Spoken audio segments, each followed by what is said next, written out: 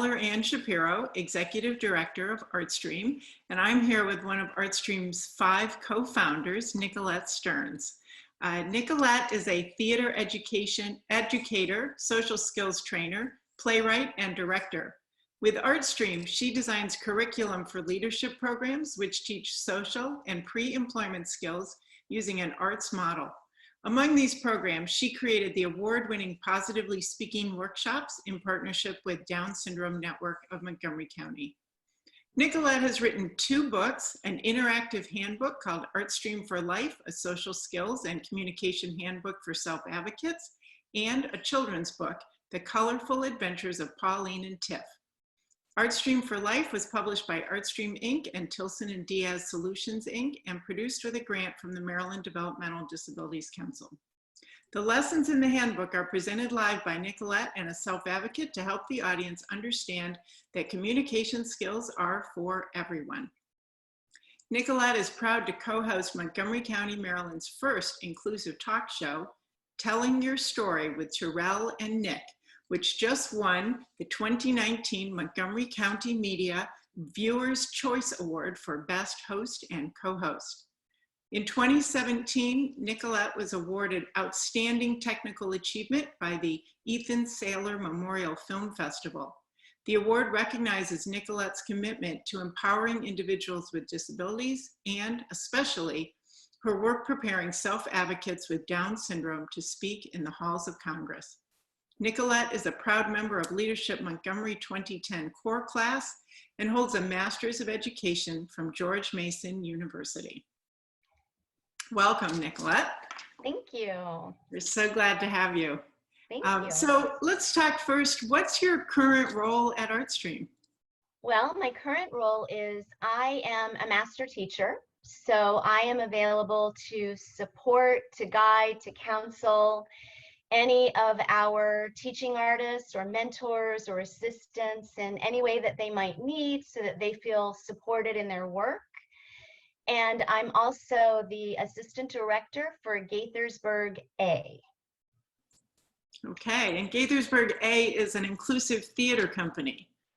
It is an inclusive theater company, and just a fun fact, it is the company that I directed for many years, so it's really a wonderful experience to go back and be with everybody again and create work. Which is after 15 years, ArtStream was founded in 2005. Our first companies, I think, opened in 2007. Yeah. So you're working with people who were there with you in 2007 and are still part of ArtStream now in 2020. It's amazing, yes. And I was thinking about the other day, I made the first curtain speech for our first show in Gaithersburg, which was held at the Arts Barn. And I remember walking out onto the stage and the spotlight, but I could still see, there was a 99-seat house, so I could still see these parents and family members of the folks in the show. And just last year, I went out and I made a curtain speech, and those same families are there. And that level of just trust and the depth of that relationship just really warmed my heart. But yeah, same people, many of the same people. We're very fortunate to have people at ArtStream who join and don't leave. They don't leave, right, low attrition rate, exactly. Tell me more about your role in the early years of ArtStream. You directed theater companies. What else did you do?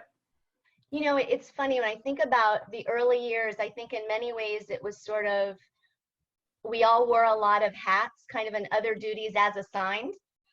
You know, I think starting a nonprofit, there were so many things that had to be done, and there weren't a lot of us to do them at that time. So, but I taught classes for a long time. So sometimes I was out, you know, several nights a week and the weekends. And I did a lot of writing of curriculum. That was a really important piece for me, because I felt like once we wrote it out, it could be replicated, it could grow, it could develop and evolve. So I did a lot of that. I coordinated the volunteers, which I loved. I always loved working with the volunteers. I would go to Arts and Humanities Council used to hold these free workshops about grant writing. So I would go learn about that, or I'd go to the volunteer center and learn about working with volunteers. So I did a lot of things that you might do in the beginning of an arts nonprofit, but I was always able to be able to kind of follow my dream too and be doing the work on the ground. I never was able to have to let go of that piece. That's great. So tell me more about the work on the ground and the goals for the performing arts programming that you created at ArtStream. So for the ITCs, so when we first started, we really wanted, we were all, the five of us, so the five founding mamas were all interested. We came from different backgrounds, but we were really interested in devised work and how that would look and being able to create it. And since we had met doing that kind of work and we were all interested in it, we really wanted an opportunity to have our actors come in, have a part in the creative process and a vital vocal voice in the development of the show. We wanted to also, though, teach the important theater skills. So all of the vocal work, all of the dance work, all of the singing, the power of an entrance, of an exit, of listening. So all of the elements that you would find in any acting program anywhere, that was important to us too. We wanted to really have a high level of integrity about the work, because we felt like in order to make devised theater that was strong and exciting, it had to have a high level to it. And so we wanted to create a safe space for our actors to come and create, but we also wanted to have an opportunity to meet people where they are. So if they didn't have a lot of verbal skills, what other ways could they contribute? So we wanted to really create programs with the ITC anyway, that helped the actors be a strong part of that storytelling from beginning to end, from, you know, the idea of an improv or just a seed of an improv to the final production. That's great. And I think the emphasis on professional theater skills has continued.